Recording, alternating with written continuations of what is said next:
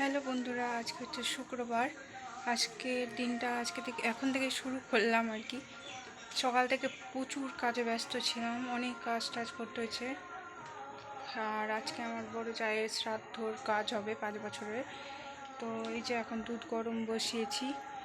সব কাজ করে আমাদেরকে কাজে বসার আগে খেয়ে নিতে হতো, সেই জন্য আগেই উঠে রান্না বান্না করে খেয়ে দিয়ে মুছামুছি করে এই যে আমার ননদ আবার আসছে, তো সেই জন্য আবার রান্না করলাম নতুন করে এই যে দেখো মুছামুছি করেছি।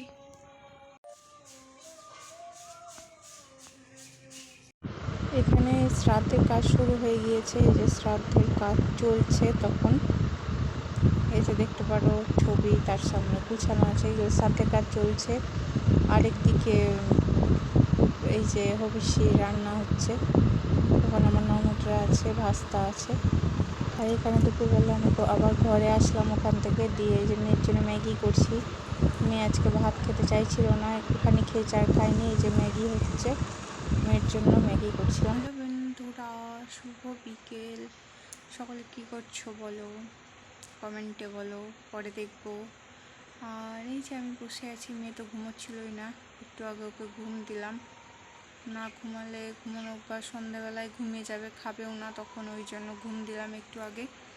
ঘরে ঘুমোচ্ছে, অন্ধকার হয়ে আছে। আর এই যে আমি একটু বসে আছি, আমি একটু ইনস্টাগ্রামে রিলস বানালাম, দুটো ইউটিউবে রিলস বানালাম, তারপরে ফেসবুকে বানানোর চেষ্টা করলাম, কিন্তু আমার ফোনটা প্রচণ্ড হ্যাং করে, যে কারণে ভিডিওটা হলো না ঠিকঠাক, তো আর করলাম না, থাক পরে করব। আর এই যে এখন বসে আছি একা একাই, ওর বাবাও নেই, এখন গেছে পুজো করতে, আস্তে আস্তে অনেক রাত হয়ে যাবে।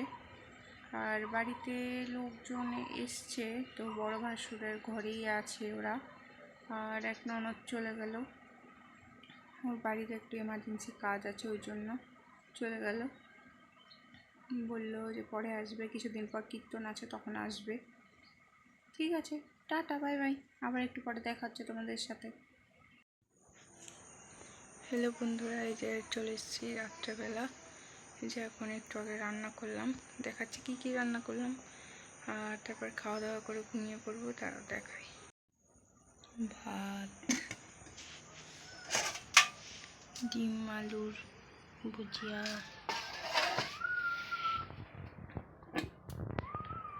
ডিমের ঝোল। আজকের ব্লগটা এখানেই শেষ করলাম, এখন খাওয়া দাওয়া করে ঘুমিয়ে পড়বো। সকলকে গুড নাইট, শুভরাত্রি। আগামীকাল আবার আসবো নতুন একটা ব্লগ ভিডিও নিয়ে। টাটা।